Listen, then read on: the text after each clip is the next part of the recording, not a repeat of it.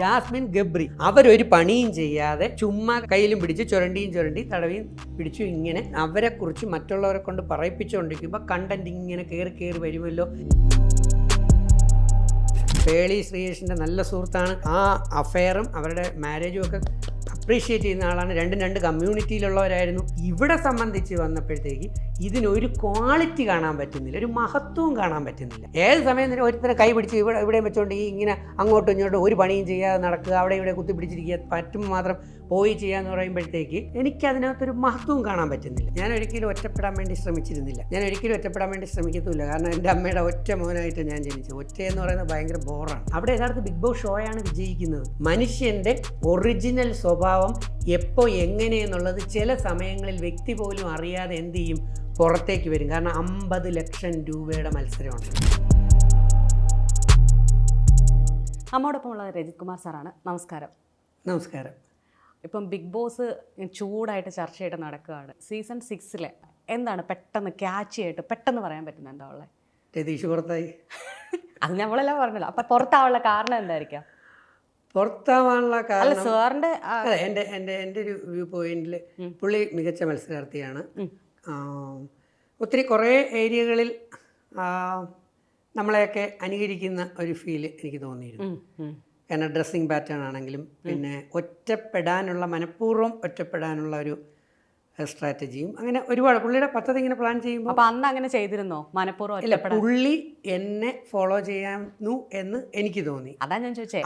പക്ഷെ അന്ന് റിയൽ ഞാൻ ഒറ്റപ്പെടുകയായിരുന്നു. ഞാൻ ഒരിക്കലും ഒറ്റപ്പെടാൻ വേണ്ടി ശ്രമിച്ചിരുന്നില്ല, ഞാൻ ഒരിക്കലും ഒറ്റപ്പെടാൻ വേണ്ടി ശ്രമിക്കത്തുമില്ല. കാരണം എൻ്റെ അമ്മയുടെ ഒറ്റ മോനായിട്ട് ഞാൻ ജനിച്ചത്. ഒറ്റ എന്ന് പറയുന്നത് ഭയങ്കര ബോറാണ്. ഒരു ഗേൾ ഫ്രണ്ടോ ഒരു ബോയ് ഫ്രണ്ടോ നല്ല സുഹൃത്തുക്കളുള്ളത് ഏറ്റവും വലിയ ബലം തന്നെയാണ്.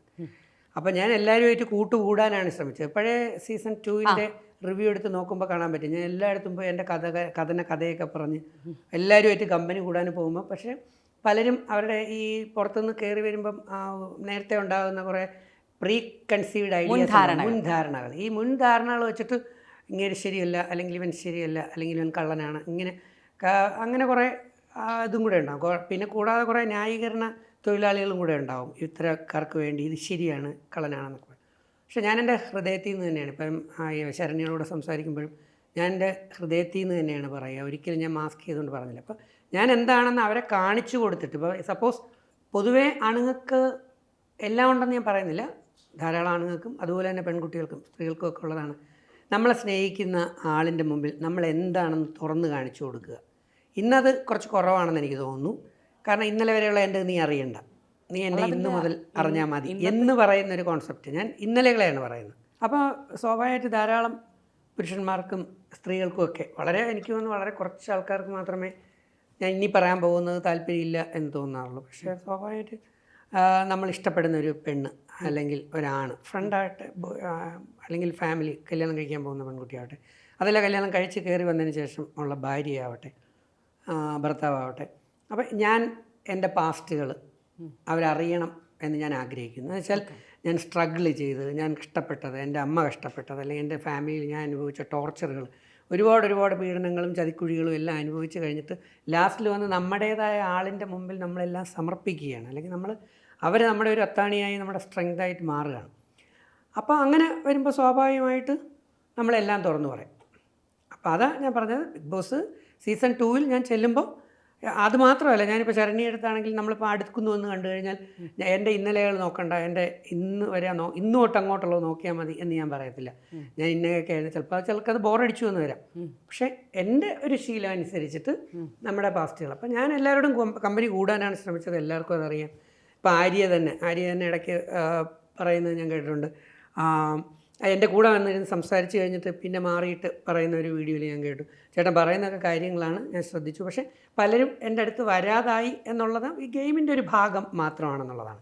പക്ഷേ ഞാൻ ഇങ്ങോട്ട് കയറിയ ഉടനെ എന്നെ എല്ലാവരെയും വെറുപ്പിക്കാനോ മാറ്റാനോ അകറ്റാനോ അങ്ങനെയായിട്ട് ഒരു ശ്രമം നടത്തിയില്ല. പക്ഷേ രതീഷ് ഇങ്ങനെ കാണുമ്പോൾ നമുക്കറിയാം ഒറ്റപ്പെടാൻ വേണ്ടി എല്ലായിടത്തും ചൊറിയുകയും ചുമ്മാ ഇടപെട്ടിട്ട്, കാരണം മറ്റാർക്കും ഒന്നും സംസാരിക്കാൻ പറ്റാത്ത രീതിയിൽ എല്ലായിടത്തും ഓളം ഉണ്ടാക്കി. അതൊരു ചലനമാണ്. ബിഗ് ബോസ് ഷോ പോലെയുള്ള ഒരു ഉറക്കം തൂങ്ങി വീടാവാൻ പാടില്ല. ഇപ്പോൾ കഴിഞ്ഞ സീസണുകളെ വെച്ച് നോക്കുമ്പം പല സീസണുകളും ഉറക്കം തൂങ്ങി സീസണുകളായിരുന്നു. പക്ഷേ ഈ സീസൺ എന്ന് പറയുന്നത് ഉറക്കം തൂങ്ങാതെ ആദ്യത്തെ ഒരാഴ്ച നല്ല ലൈവായിട്ട് ആക്റ്റീവായിട്ട് കൊണ്ടുപോയത് കുറച്ച് കൂടുതലായി ചില സ്ഥലങ്ങൾ എന്നുള്ളത് നമ്മൾ മാറ്റിവെച്ചാൽ നമ്മൾ കൗതുകപൂർവ്വം നോക്കിയിരുന്നതെന്ന് പറയുന്നത് സീസൺ 6 ഫസ്റ്റ് വീക്ക് രതീഷ് തന്നെയാണ്. പക്ഷെ ചോദിച്ച ചോദ്യത്തിൽ രതീഷ് ഇപ്പം എനിക്ക് തോന്നുന്നു ജാൻമണിയാന്ന് തോന്നുന്നു, ജാൻമണി കെട്ടിപ്പിടിച്ചപ്പോഴും അങ്ങനെ എന്താ കെട്ടിപ്പിടിക്കുന്ന ഇഷ്ടമല്ല എന്ന് പറഞ്ഞപ്പോൾ ഒരു ഇങ്ങനെ ഒരു ഷോയിൽ ഒന്ന് കെട്ടിപ്പിടിച്ചു എന്ന് വെച്ചിട്ടോ ഒരു ഉമ്മ കൊടുത്തു എന്ന് വെച്ചിട്ടോ അല്ലെങ്കിൽ തോളിക്കൈയിട്ട് നടന്നു എന്ന് വെച്ചിട്ടോ അതൊന്നും വൺസ് ഇൻ എ വൈൽ അതൊന്നും ഒരു തെറ്റാണ് എന്ന് എനിക്ക് തോന്നുന്നില്ല. പക്ഷേ ഇവിടെ ഇന്നയാൾ ചെയ്യുന്നത് എനിക്ക് ഇഷ്ടമല്ല എന്ന് പറയും. മറ്റുള്ള പലരും മീൻസ് അർജുൻ, ഞാൻ അപ്പം തന്നെ എൻ്റെ തലയിൽ കത്തി. എപ്പിസോഡ് കണ്ടിരുന്നു, ഞാൻ കണ്ടു, ആ എപ്പിസോഡ് കണ്ടു, ഞാൻ ലൈവ് കണ്ടില്ല, അതുകൊണ്ട് എനിക്ക് ബാക്കി അറിയില്ല.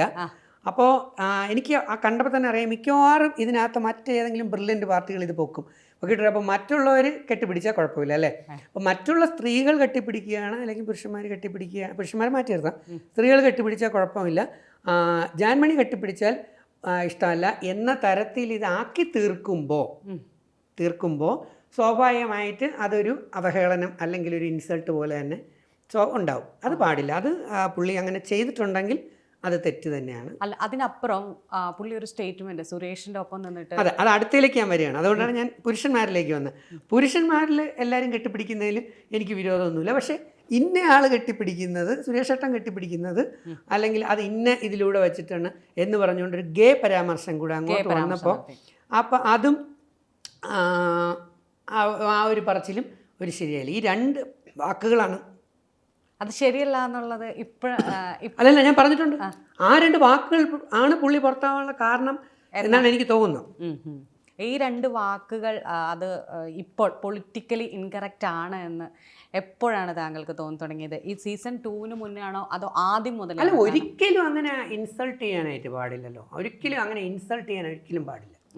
നമ്മൾ ഒരാളിനെ ഇൻസൾട്ട് ഇപ്പം നമുക്ക് ശത്രുതയുണ്ട് അല്ലെങ്കിൽ നമുക്ക് ഇഷ്ടപ്പെടാതിരിക്കുന്ന കണ്ടീഷനിൽ നമുക്ക് അയാളെ ഇഷ്ടം അല്ലെങ്കിൽ ഓക്കെ, അത് പറയാം, അത് ആ പാർട്ടാണ്.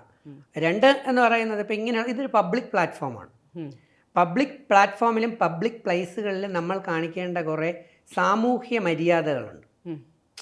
നമ്മളിപ്പം ബാത്റൂമിൽ ഇടുന്നു പോകുന്ന ഡ്രസ്സ് അല്ലെങ്കിൽ ബീച്ചിൽ ഇടുന്ന ഡ്രസ്സ് അല്ലല്ലോ കോളേജിൽ പോകുമ്പോൾ ഇട്ടുകൊണ്ട് പോവുക.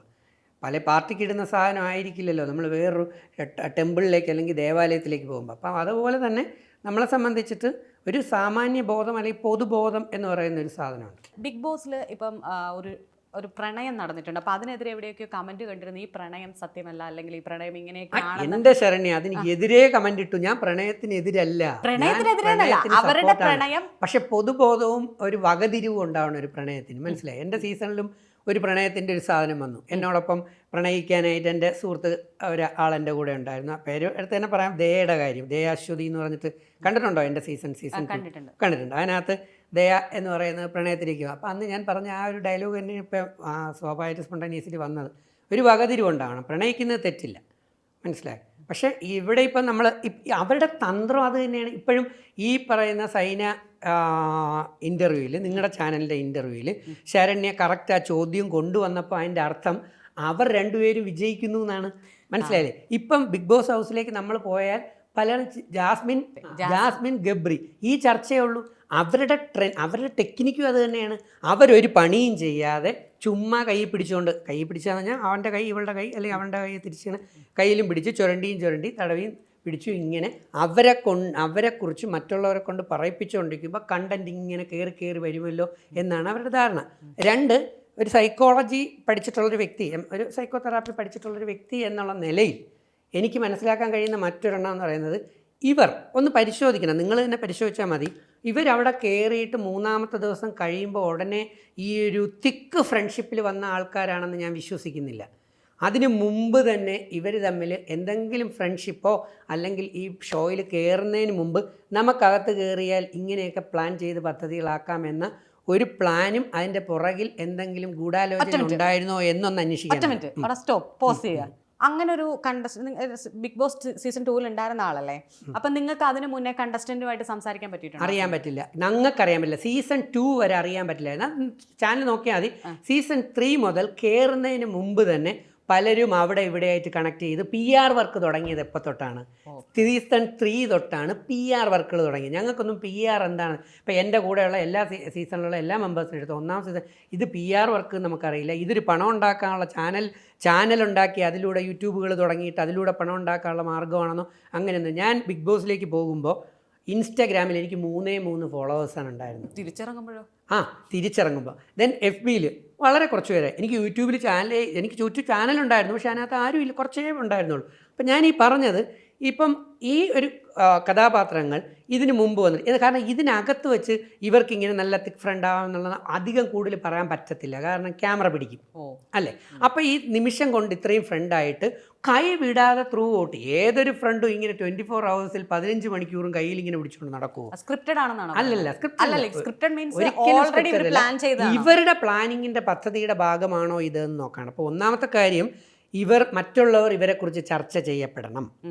രണ്ടാമത്തെ കാര്യം എന്ന് പറയുന്നത് ഇവരുടെ പ്ലാൻ, പുറത്തുനിന്നുള്ള പ്ലാൻ. കാരണം ഇപ്പം ഇതിൽ ഷോയിൽ കയറുന്നതിന് മുമ്പ് തന്നെ രഹസ്യമായിട്ട് പലരെയും വിളിച്ചും ചർച്ച ചെയ്തും അവിടെ തന്നെ കാണാം. കയറി കഴിഞ്ഞിട്ട് കണ്ടസ്റ്റൻസിനെ കാണിക്കുമ്പോൾ അവരുടെ കുറേ ഫ്രണ്ട്സിനെയൊക്കെ കാണിച്ചിട്ട് ഇതെല്ലാം ഇവരുടെ ഫ്രണ്ടാണ്, യാത്ര അയക്കാമെന്നാണ്.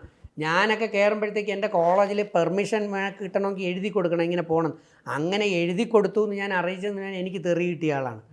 ആരും അറിയാതെയാണ് നമ്മളൊക്കെ പോകുന്നത്. അവിടെ ചെന്നിട്ടാണ് തിരിച്ചറിയുന്നത്.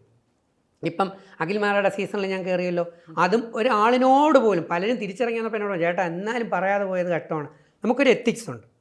ആ എത്തിക്സ് എന്ന് പറയുന്ന സാധനം കാത്തു സൂക്ഷിക്കുന്നവർ എപ്പോഴും ജനങ്ങളുടെ ഹൃദയത്തിലുണ്ടാവും. എത്തിക്സ് ഇല്ലാത്ത ഡോക്ടറായാലും എൻജിനീയർ ആയാലും അഡ്വക്കേറ്റ് ആരായാലും കളിക്കാരനായാലും ആരായാലും ശരി, അല്പസമയത്തേക്ക് നമ്മൾ ജനങ്ങളുടെ കണ്ണിൽ പൊടിയിടുക എന്നുള്ളതേ ഉള്ളൂ. അത് കഴിയുമ്പം അവരുടെ ഹൃദയത്തിൽ നിന്ന് വെളിയിൽ പോകും. അപ്പോൾ ഈ 2 ഇനി മൂന്നാമതൊരെണ്ണമുണ്ട്. 2 ഞാൻ പറഞ്ഞ് മനസ്സിലായല്ലോ ഇവരുടെ പരിപാടി. 3 ഇവർ പ്രത്യേകിച്ച് ഈ പറഞ്ഞ കഥാപാത്രങ്ങൾ എല്ലാ സീസണും എല്ലാ ലാംഗ്വേജിലെയും, തമിഴിലെയും തെലുങ്കിലെയും കന്നഡയിലെയും ഗുജറാത്തിയിലെയും ഹിന്ദി ബോളിവുഡിലെയൊക്കെ കണ്ടിട്ട് ഈ കഴിഞ്ഞ 5 സീസണിലും മലയാളികൾ കൊടുക്കാത്ത ഏതെങ്കിലും നമ്പറുകളുണ്ടോ എന്ന് കണ്ടെത്താൻ പോയിട്ടുണ്ടാവണം. കൃത്യമായിട്ട് ഹിന്ദിയിൽ ഈ സാധനമുണ്ട്. കാരണം ഹിന്ദി എന്ന് പറയുന്ന നോർത്ത് ഇന്ത്യൻ ഒരു കൾച്ചറും അല്ലെങ്കിൽ അവരുടേതായിട്ടുള്ള ബോളിവുഡ് സ്റ്റൈലും നമ്മുടെ സ്റ്റൈലും വ്യത്യാസമാണ്. ഇപ്പോൾ ഒന്ന് ആലോചിക്കണം, 19 പേര് അകത്തുള്ളതിൽ 17 പേർക്കും ഇത്തരം പരിപാടി വേണമെങ്കിൽ ഡെവലപ്പ് ചെയ്യിക്കാം പറ്റൂലേ? ഇപ്പോൾ സിജോ അതിനകത്തുണ്ട്. സിജോയ്ക്ക് വേണമെങ്കിൽ ഏതെങ്കിലും ഒരു ഗേളിനെ ഫ്രണ്ടാക്കി എടുക്കാം, വേറൊരു ഗേളിന് വേണമെങ്കിൽ മറ്റൊരു പുരുഷനെ ഫ്രണ്ടാക്കി എടുക്കാം. ഈ ഷോയിൽ അതൊക്കെ ഉള്ളത് തന്നെയാണ്. പക്ഷേ ഇതൊരു അരാജകത്വം അല്ലെങ്കിൽ ഒരു എന്താ പറയുക, നമുക്കൊരു ഇറിറ്റേഷൻ ഉണ്ടാകുന്ന രീതിയിൽ പർപ്പസീവായിട്ട് ഇതുണ്ടാക്കി വരണമെങ്കിൽ വേറെ എവിടെന്നോ ഇത് കണ്ടുപഠിച്ച് മനസ്സിലാക്കിയിട്ട് ഇതിവിടെ ഇംപ്ലിമെൻറ്റ് ചെയ്യാൻ ശ്രമിച്ചുകൊണ്ടിരിക്കുന്ന ഒരു പദ്ധതിയുടെ ഭാഗമായിട്ടാണ് എനിക്ക് ഫീൽ ചെയ്തത്. ഫ്രണ്ട്ഷിപ്പ് ഉണ്ടാകുന്നതിലോ ലവ് അഫെയർ ഉണ്ടാകുന്നതോ, ഞാൻ പേളി മാണി സീസൺ 1 പേളി എൻ്റെ നല്ല ഫ്രണ്ടാണ്. ഞാൻ പേളി ശ്രീയേഷിൻ്റെ നല്ല സുഹൃത്താണ്. അവരുടെ ആ അഫെയറും അവരുടെ മാരേജും ഒക്കെ അപ്രീഷിയേറ്റ് ചെയ്യുന്ന ആളാണ്. 2 കമ്മ്യൂണിറ്റിയിലുള്ളവരായിരുന്നു അല്ലേ? പേളിമാണി ക്രിസ്ത്യൻ കമ്മ്യൂണിറ്റിയിലും മറ്റേത് ബ്രാഹ്മിൺ ഹിന്ദു ആ കമ്മ്യൂണിറ്റിയിലും അതൊക്കെ അപ്രീഷിയേറ്റ്, കാരണം അതൊരു ക്വാളിറ്റി ബിഹേവിയറിൻ്റെ ഭാഗമാണ്. ഇവിടെ സംബന്ധിച്ച് വന്നപ്പോഴത്തേക്ക് ഇതിനൊരു ക്വാളിറ്റി കാണാൻ പറ്റുന്നില്ല, ഒരു മഹത്വവും കാണാൻ പറ്റുന്നില്ല. ഏത് സമയം തന്നെ ഒരുത്തരെ കൈ പിടിച്ച് ഇവിടെ വെച്ചുകൊണ്ട് ഇങ്ങനെ അങ്ങോട്ടും ഇങ്ങോട്ടും ഒരു പണിയും ചെയ്യാതെ നടക്കുക, അവിടെ ഇവിടെ കുത്തിപ്പിടിച്ചിരിക്കുക, പറ്റുമ്പോൾ മാത്രം പോയി ചെയ്യുക എന്ന് പറയുമ്പോഴത്തേക്ക് എനിക്കതിനകത്തൊരു മഹത്വവും കാണാൻ പറ്റുന്നില്ല. മനസ്സിലായില്ലേ? അതുകൊണ്ട് മാത്രം ഇതിനെ സപ്പോർട്ട് ചെയ്യല്ല, ഞാൻ എതിർക്കുകയും ചെയ്യുന്നില്ല, സപ്പോർട്ടും ചെയ്യുന്നില്ല. പക്ഷേ ഇത് ഒരു എന്താ പറയുക, അത് സ്വയം തൻ്റെ നാശത്തിൻ്റെ കുഴി. പിന്നെ ഒരെണ്ണം കൂടെ ഉണ്ട് കേട്ടോ ഇതിൽ. ചിലർക്ക് എനിക്ക് തോന്നുന്ന ജാസ്മിൻ ആണെന്ന് തോന്നുന്നു, അവരുടെ യൂട്യൂബിൽ മില്യൺസ് ഫോളോവേഴ്സ് ഉണ്ട്. മനസ്സിലായി?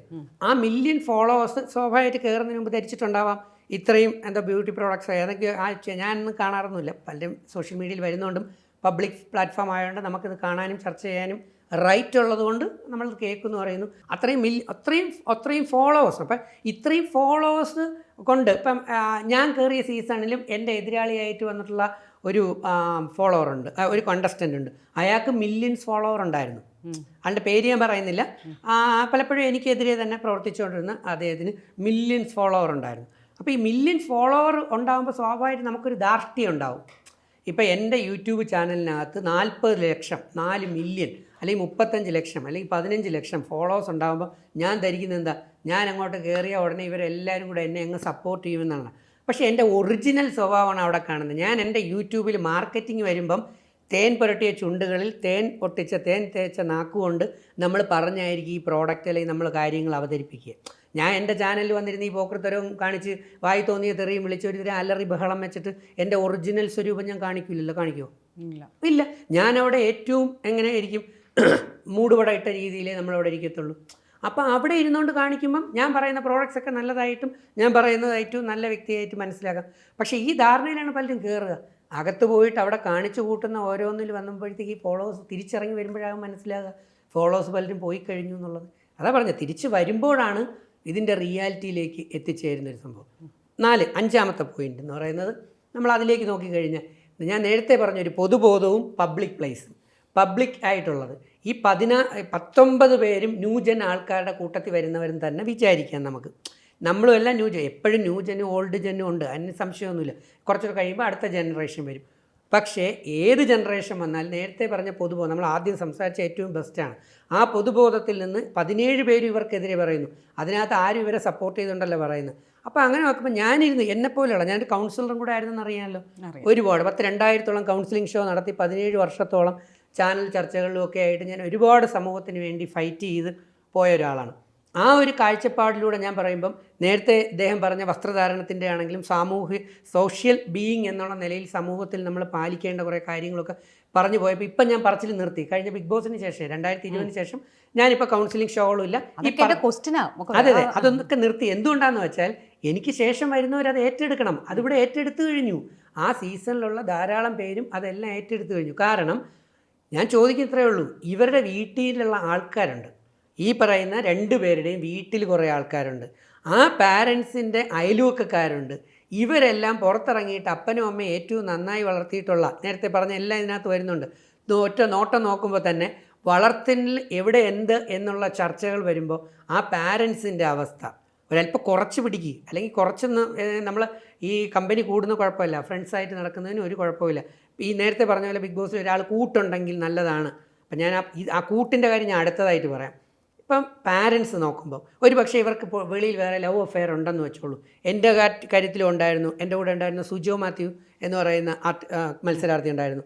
അപ്പോൾ നമ്മൾ പുറത്തൊരു ലവർ അല്ലെങ്കിൽ പുറത്ത് നമുക്കൊരു അഫെയർ ഉണ്ട്.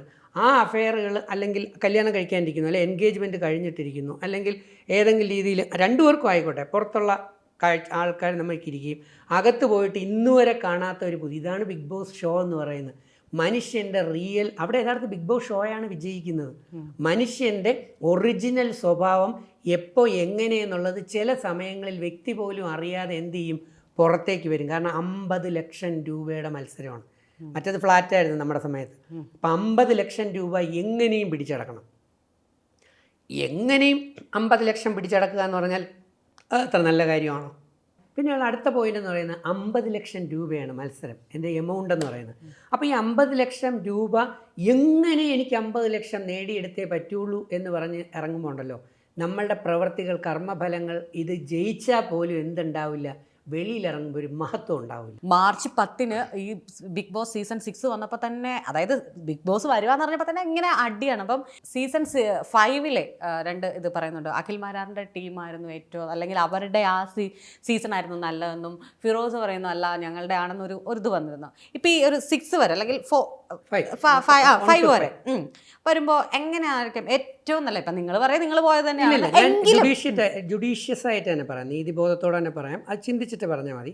ഈ കഴിഞ്ഞ 5 സീസണുകളിൽ വിന്നർ ഉണ്ടായ സീസൺ ആണ് ചോദിക്കുന്നതെങ്കിൽ എന്നെ സംബന്ധിച്ച് സാബുമോൻ എന്ന് പറയുന്ന സീസൺ, 1ാമത്തെ സീസണിലെ സാബുമോനാണ് യഥാർത്ഥത്തിൽ റിയൽ വിന്നർ. അതിന് കാരണം അന്ന് ഈ പറയുന്ന PR വർക്കുകളില്ല 1ാമത്തെ സീസൺ. ഇവർ പലരും ഈ ബാക്കി 3ാമത്തെ സീസൺ മുതൽ, ഞാൻ തുടക്കത്തിൽ പറഞ്ഞു അത് സീസൺ പലരും ഇപ്പം ഇവരിൽ ചിലരൊക്കെ രാഷ്ട്രീയ പാർട്ടികൾ, ചില പൊളിറ്റിക്കൽ പാർട്ടികളുടെ മെമ്പേഴ്സും ഒക്കെയാണ്. അപ്പോൾ ഇങ്ങനെ വരുമ്പോൾ ഇപ്പം നമ്മൾ ഏതെങ്കിലും അവർക്കെതിരെ പറയുന്നു എന്ന് വെച്ചോളൂ. സപ്പോസ് അഖിൽ മാരാർക്കെതിരെ ഞാൻ എന്തെങ്കിലും പറയുന്നു, അല്ലെങ്കിൽ നേരത്തെ പറഞ്ഞ കണക്ക് റോബിനെതിരെ ഞാൻ എന്തെങ്കിലും പറയുന്നു, അല്ലെങ്കിൽ ആരെങ്കിലും എന്തെങ്കിലും പറയുന്നു എന്ന് കണ്ടു കഴിഞ്ഞാൽ ഉടനെ തന്നെ നേരത്തെ പറഞ്ഞ പോലെ മറ്റേ ചുമട്ടു തൊഴിലാളികളെ പോലെ ഏത് പറയും, മറ്റേ സപ്പോർട്ടിങ് തൊഴിലാളികൾ വരും നമ്മളെ തെറി വിളിക്കാൻ. അപ്പോൾ ഇതിൻ്റെ ഇടയിലും വരും. ഇവരെക്കുറിച്ച് എന്തെങ്കിലും കുറ്റം പറയുകയാണ്, ഇവരെ സപ്പോർട്ട് ചെയ്തില്ലെങ്കിൽ അവരുടെ കുറച്ച് തൊഴിലാളികളായിട്ടുള്ള കുറേ കഥാപാത്രങ്ങൾ കൃത്യമായിട്ട് വരും. മനസ്സിലായില്ലേ? അതാ ഞാൻ തുടക്കത്തിൽ പറഞ്ഞു, ആരെയും സുഖിപ്പിച്ചുകൊണ്ട് പറയേണ്ട ആവശ്യം എനിക്ക് തോന്നിയിട്ടില്ല. ഞാൻ വിത്ത് എവിഡൻസ് ആണ് പറയുന്നത്. ഒന്ന്, സീസൺ 1 ജനകീയമായില്ല. ഓക്കെ. ആ ജനകീയമാവാത്തത് കൊണ്ട് സാബുമോൻ്റെ സീസൺ എന്ന് പറയുന്ന സാബുമോൻ്റെ വിന്നർ ആ ഒരു ഷോ എല്ലാ ജനങ്ങളും ധാരാളം പേർക്കും കാണാൻ പറ്റിയിട്ടില്ല. മനസ്സിലായി? പക്ഷേ ആ സമയത്ത് PR വർക്കും ഇല്ല, ഒന്നുമില്ലാതെ പലരും പ്രതീക്ഷിച്ചത് പേളിമാണി വിജയിക്കും എന്നായിരുന്നു. ഞാൻ ആ സീസൺ കണ്ടിട്ടില്ല, ഒറ്റ എപ്പിസോഡേ ഞാൻ കണ്ടോളൂ. എനിക്ക് ബോറായിരുന്നു. കാരണം ഞാൻ തന്നെ പലയിടത്തും ഇൻ്റർവ്യൂകൾ പറഞ്ഞിട്ടുണ്ട്, എന്താ ഇടയ്ക്കിടയ്ക്ക് ഇങ്ങനെയൊക്കെയാണ്, പോയി സിഗരറ്റ് വലിക്കുന്നതാണ്, പിന്നെ വന്നിരുന്ന് കുറ്റം പറയുന്നതാണ്, പിന്നെ എനിക്കൊരു താല്പര്യം തോന്നിയില്ല. എനിക്കിതിനെക്കുറിച്ച് അറിഞ്ഞുകൂടാ, കാരണം എനിക്കിത് പോകണമെന്നുള്ള രീതി ഞാൻ പഠിച്ചിട്ടില്ല. പക്ഷേ ഇപ്പോൾ സീസൺ 6 നോക്കിയാൽ ഇവരിൽ പലരും 5 സീസണും കുത്തിയിരുന്ന് പഠിച്ച് പരീക്ഷ എഴുതി മാർക്ക് വാങ്ങിക്കാൻ വേണ്ടി ഇവർ ഫ്രെയിം ചെയ്ത് പഠിച്ചിട്ടാണ് വന്നത്. പക്ഷെ വന്ന് കയറിയപ്പോൾ സാധനം മാറിപ്പോയി. സാധനം മാറിയപ്പോൾ ഇവർക്ക് എന്ത് ചെയ്യണമെന്ന് അറിഞ്ഞുകൂടാത്ത അവസ്ഥയിലാണ് ഇപ്പം ഇങ്ങനെ കറങ്ങി നടക്കുന്നത്. കാരണം 4 റൂമുകളായില്ലേ, ഇതെങ്ങും ഇല്ലാത്തൊരു സാധനമാണ്, പുതിയതായിട്ട് മാറ്റി പിടിച്ചു. അപ്പോൾ ഇവിടെ വന്നിട്ട് ഇനി ഇരുന്ന് ആലോചിക്കുകയാണ് എന്ത് ചെയ്താൽ പവർ റൂമിൽ കയറാം എന്നുള്ള. പക്ഷേ സീസൺ 1 എന്ന് പറയുന്നതിൽ എല്ലാ മത്സരാർത്ഥികളും കിടിലം മത്സരാർത്ഥികളായിരുന്നു. രഞ്ജിനി ഹരിദാസ്, പേളിമാണി, സാബുമോൻ, സുരേഷ് അണ്ണൻ, അർച്ചന, പിന്നെ എനിക്ക് പലരും പേരറിഞ്ഞു, ശ്വേത മേനോൻ സീസൺ അങ്ങനെ എല്ലാം വമ്പൻ താരങ്ങളായിരുന്നു, വമ്പൻ ആർട്ടിസ്റ്റുകളായിരുന്നു അതിനകത്തുണ്ടായിരുന്നത്. അതുപോലെ തന്നെ എൻ്റെ അടുത്ത ഫ്രണ്ടായിട്ടുള്ള കോഴിക്കോട് നിന്നുള്ള അഞ്ജലി അമീർ എൻ്റെ ക്ലോസ് ഫ്രണ്ടാണ്, നല്ല ഫ്രണ്ടാണ്. അപ്പോൾ അങ്ങനെ ഒരുപാട് ഗംഭീര ടീമുകളാണ് അതിനകത്തുണ്ടായിരുന്നത്. പക്ഷേ അത് ജനകീയമായില്ല. അപ്പോൾ എന്നെ സംബന്ധിച്ച് അങ്ങനെ ഒരു ബാക്കപ്പ് സപ്പോർട്ടോ കാര്യങ്ങളോ ഇല്ലാതെ ഒറ്റയ്ക്ക് ഫൈറ്റ് ചെയ്ത് ലാസ്റ്റിൽ വിജയിച്ച സാബുമോനാണ് നമ്പർ 1 എന്നുള്ളതാണ് എൻ്റെ വിശ്വാസം. പക്ഷേ കൂടെ ഞാൻ ചേർക്കുന്നു, വിന്നർ ഇല്ലാതെയും വിന്നറുകളും എല്ലാം കൂടെ ചേർത്ത് വെച്ച് പറഞ്ഞു കഴിഞ്ഞാൽ ഈ ഷോ ലോകത്ത് ജനങ്ങളുടെ ഹൃദയത്തിൽ ജനകീയമാക്കിയ ഒരു സീസണുണ്ട്. ഏത് സീസൺ? സീസൺ 2 ആണോ എന്ന് ചോദിക്കേണ്ട ആവശ്യമുണ്ടോ? ഈ ഷോ വൈറലാക്കിയത് സീസൺ 2. ഈ ഷോ കൊറോണ പീരീഡ് സമയത്ത് എയർപോർട്ടിൽ 10,000 ഉള്ള ആൾക്കാർ വന്നത്, മനസ്സിലായോ? ഈ TV-കൾ എറിഞ്ഞു പൊട്ടിച്ചത്, മൊബൈൽ ഫോണുകൾ എറിഞ്ഞു പൊട്ടിച്ചത്. അപ്പം എനിക്ക് വിന്നറിൻ്റെ കിരീടം കിട്ടിയില്ല എന്നുള്ളതിലൊന്നും എനിക്ക് വിഷമമൊന്നുമില്ല, മനസ്സിലായോ? പക്ഷേ കോടിക്കണക്കിന് നല്ല മനുഷ്യരുടെ ഹൃദയത്തിൽ സ്ഥാനം ഉണ്ടായി. ഇന്നലെ പോലും ഞാൻ ആലുവ മണപ്പുറത്ത് സ്റ്റാളുകളും അത് കാണാനായിട്ട് നടക്കുമ്പോൾ ഓരോരുത്തരും വന്ന് കെട്ടിപ്പിടിക്കുകയും ഫോട്ടോ എടുക്കുകയും 4 വർഷം കഴിഞ്ഞിട്ട് ഇരുട്ടത്ത് രാത്രി ഇപ്പം ഞാനൊരു ഫിലിമിന് വേണ്ടി താടിയും കൂടെ വളർത്തി വെച്ചേക്കുക. ഈ താടിയിൽ പോലും കണ്ടെത്തിയിട്ട് കുട്ടികളും അമ്മമാരും ആൾക്കാരും ഒക്കെ വന്ന് പിടിക്കുമ്പോഴേ ഒന്ന് ആലോചിക്കണം. ഞാൻ പറയാതെ തന്നെ ഉത്തരം നിങ്ങൾക്ക് കിട്ടും. 5 സീസണിൽ വെച്ച് ലോകത്ത് ജനറലായ വൈറലായ ഇത്രയും അക്സെപ്റ്റൻസായ ഇതിനെ വൈറലാക്കിയ സീസൺ എന്ന് പറയുന്നത് സീസൺ 2 ആണ്. അതിലെ മത്സരാർത്ഥികളും കിടിലുമായിരുന്നു, മനസ്സിലായില്ലേ? അതുകൊണ്ടാണ് ഞാൻ പറഞ്ഞു കേട്ടിട്ടുള്ളത്, അതിലെയൊക്കെ മത്സരാർത്ഥികൾക്ക് ഡെയിലി 50,000, 60,000, 40,000, 30,000 അങ്ങനെ ഭയങ്കര റേറ്റിംഗ് ആയിരുന്നു ആ സമയത്തുണ്ടായിരുന്നത്. ഓക്കെ, ഇനി ലാസ്റ്റ് ശേഷം വരുമ്പോൾ ഉള്ള സീസണുകളിലാണ് വിന്നറുകൾ വന്നു കഴിഞ്ഞത്. ഇനിയിപ്പോൾ സീസൺ 6 ലാസ്റ്റ് വരുന്ന 5 കണ്ടസ്റ്റൻസ് അല്ലേ, അങ്ങനെ അപ്പോൾ ഓരോരുത്തർക്കും അവരവരുടെ കുഞ്ഞ് ഏറ്റവും പ്രധാനമാണ് കേട്ടോ. അപ്പോൾ അഖിൽമാരാർ പറയും അഖിൽമാരുടെ സീസണാണ് ബെസ്റ്റ് എന്ന്, അങ്ങനെ തന്നെ ഇരിക്കട്ടെ. ഫിറോസ് ഡേഞ്ചറസ് ഫിറോസ് പറയും അദ്ദേഹത്തിൻ്റെ സീസണാണ് ബെസ്റ്റ് എന്ന് പറയാം. അതങ്ങനെ തന്നെ ഇരിക്കട്ടെ, നല്ലൊരു കാര്യം തന്നെയാണ്, അതിൽ മാറ്റമൊന്നുമില്ല. പക്ഷേ എൻ്റെ കാഴ്ചപ്പാടിൽ ഈ 2 സാധനമാണ് ഞാൻ പറഞ്ഞത്. ഞാൻ ചോദിക്കട്ടെ, ഇപ്പോഴത്തെ ഈ സീസൺ വരുമ്പോൾ ഇഷ്ടപ്പെട്ട ഒരാളുകളെ അല്ലെങ്കിൽ ഗെയിമിൽ ഇവർ ബെറ്റർ ആണ്? തീർച്ചയായും ഞാൻ കഴിഞ്ഞ സീസൺ വരെ പറഞ്ഞിരുന്നില്ല. പക്ഷേ ഇപ്പോൾ ഈ സീസണിൽ ഞാൻ കഴിഞ്ഞ ആഴ്ച ഈ കൊടുത്ത ഇൻ്റർവ്യൂ വെച്ച് തന്നെ ഈ ആഴ്ചയിലേക്ക് പറയുന്നത്. കഴിഞ്ഞ ആഴ്ച വരെ ഉണ്ടായിരുന്നതിൽ ഞാൻ രതീഷിനെയാണ് പറഞ്ഞിരുന്നത്. അപ്പോഴും ഞാൻ പറഞ്ഞു ഫൈനൽ എത്തുമോ എന്ന് ചോദിച്ചപ്പോൾ അത് പറയാൻ പറ്റത്തില്ല. ബിഗ് ബോസ് ഷോയിൽ ഏത് സമയവും മാറ്റം ഉണ്ടാവും, സ്പോണ്ടേനിയസ് ആയിട്ടാണ്. ഇപ്പോൾ നമ്മൾ മുടിയൻ ഇത്ര പെട്ടെന്ന് ഒരു ദിവസം കയറി അങ്ങ് ആയത് നമ്മൾ കണ്ടതല്ലേ അല്ലേ? പക്ഷേ നമ്മളെപ്പോഴും പൊതുബോധത്തെ, ഞാൻ നേരത്തെ പറഞ്ഞ പോലെ ജനങ്ങളുടെ ഹൃദയത്തിലേക്ക് സ്ഥാനം കിട്ടി വരുന്ന അതിൻ്റേതായിട്ടുള്ള ഒരു ഏറ്റവും നല്ല ക്വാളിറ്റിയിൽ ബിഗ് ബോസ് ടൈറ്റിലല്ലേ കൊടുക്കുന്നത് അല്ലേ? ബിഗ് ബോസ് എന്ന് പറയുന്ന ഒരു ടൈറ്റിൽ കൊടുക്കുമ്പോൾ ആക്രിക്കും ഒക്കെ പിടിച്ച് ബിഗ് ബോസ് ടൈറ്റിൽ വിന്നർ 50 ലക്ഷം കൊടുത്ത ജനങ്ങൾ പറയില്ലേ ഇത് മണ്ടത്തരമായി പോയില്ലേ എന്ന് ചോദിക്കും. അപ്പം അങ്ങനെ വരുമ്പം ഈ സീസൺ തൊട്ട് അങ്ങോട്ട് നോക്കി ഈ സീസണിൽ ഈ 2ാമത്തെ ആഴ്ചയിൽ ഇതുവരേക്കുള്ള പെർഫോമൻസ് വെച്ച് നോക്കുമ്പം 1ാം സ്ഥാനം. അടുത്ത ആഴ്ച മാറാം കേട്ടോ.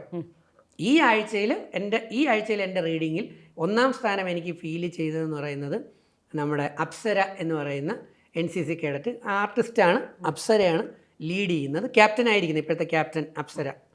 രണ്ടാമത് പറഞ്ഞ സിജോ എന്ന് പറയുന്ന പയ്യൻ, സിജോയാണ് പറഞ്ഞത്. മൂന്നാമത് ശ്രീരേഖ എന്ന് പറയുന്ന അത് നല്ല ക്വാളിറ്റിയിലാണ് ശ്രീരേഖയും കാര്യങ്ങൾ ചെയ്യുന്നത്.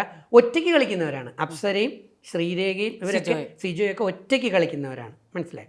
ദെൻ റോക്കി ബായ് എന്ന് പറഞ്ഞാൽ അത് നമ്മുടെ ലൈവാണ്. ഇപ്പോൾ റോക്കി ബായ് വിജയിച്ചില്ലെങ്കിൽ പോലും ഞാൻ കഴിഞ്ഞ ആഴ്ചയിലും പറഞ്ഞു എൻ്റെ ഉള്ളിൽ രതീഷും റോക്കി ബായും ഉണ്ട് എന്നാണ്. റോക്കി ബായ് വിജയിച്ചില്ലെങ്കിൽ പോലും ജനങ്ങളുടെ ഹൃദയത്തിൽ റോക്കി ബായ് ഉണ്ടാകും. കാരണം അങ്ങനത്തെ ഒരു പഞ്ചാണ് കഴിഞ്ഞ ദിവസം അദ്ദേഹം കൊടുത്തത്. അപ്പോൾ അതുകൊണ്ട് റോക്കി ബായിയെ ഞാൻ 3 അല്ലെങ്കിൽ 4 തന്നെ പ്ലേസ് ചെയ്യുന്നു. then നമ്മുടെ മുടിയൻ അവനും കയറി വരും. ഇവരൊക്കെ മിണ്ടായിരിക്കുന്നത് ഇതിൽ ആര് വേണോ മാറാൻ കേട്ടോ, അടുത്ത ആഴ്ച സംഭവം ചേഞ്ച് ആയിട്ട് വരാം. എന്നാലും ഇപ്പോൾ ഉള്ള ലീഡിങ്ങിൽ എൻ്റെ ഇവർ 5 പേരാണ്. ഒന്ന് അപ്സര, അതാണ് മെയിനായിട്ട് നിൽക്കുന്നത്. നമ്മുടെ 2 പേരുടെയും അഭിപ്രായങ്ങൾ വ്യത്യാസമാണ്, പക്ഷേ നമ്മളൊരു കുഞ്ഞു നിമിഷം ഒന്നിച്ചിരുന്നു. ഞാൻ എൻ്റെ മതമായി കാണുന്നത് ഇന്ത്യൻ കോൺസ്റ്റിറ്റ്യൂഷനാണ്. അതിൽ ഊന്നിക്കൊണ്ടല്ലാണ്ട് എനിക്ക് ഒരാളോട് സംസാരിക്കാൻ പറ്റില്ല. തുല്യത എന്നുള്ളതാണ് എൻ്റെ ഏറ്റവും വലിയ, എനിക്ക് കൊടുക്കുന്ന പ്രിഫറൻസ് മറ്റൊരാളെ കാണാൻ വേണ്ടിയിട്ട്. ആ ഒരു ഇതുള്ളത് കൊണ്ട് തന്നെ നമ്മൾക്കിടയിൽ കുറേ എന്താ പറയുക ചർച്ചകൾ അല്ലെങ്കിൽ കയ്യാങ്കളി വരെ പോലെ ഒരു ബിഗ് ബോസ് സാർ പറഞ്ഞ പോലെ ഒരു ബിഗ് ബോസിൻ്റെ ഒരു ലെവലിലേക്ക് വരെ നമ്മൾ പോയി. പക്ഷേ ഭയങ്കര രസമുണ്ടായിരുന്നു സംസാരിച്ചതിൽ. ലാസ്റ്റ് പറഞ്ഞ പ്രണയത്തോടു കൂടി നല്ലൊരു സിനിമ ഉണ്ടാവട്ടെ. Thank you. എനിക്കും ഉണ്ട് ഒരെണ്ണം പറയാനായിട്ട്. എൻ്റെ മതം എന്ന് പറയുന്നത് മാനവസേവ മാധവസേവ എന്നാണ്. ജനങ്ങളാണ് എൻ്റെ മതം. അതുകൊണ്ട് ഞാൻ ജാതി മത രാഷ്ട്രീയത്തിന് അതീതമായി പ്രവർത്തിക്കുന്ന ഒരാളായതുകൊണ്ട് തന്നെയാണ് ഈ വേദങ്ങളെല്ലാം പഠിക്കാൻ ഞാൻ ശ്രമിച്ചതും. അതുകൊണ്ടാണ് മനുഷ്യരാണ് എൻ്റെ മതം. ആ മനുഷ്യരോടൊപ്പമാണ് ഞാൻ നിൽക്കുന്നത്. Okay, thank you. Love you.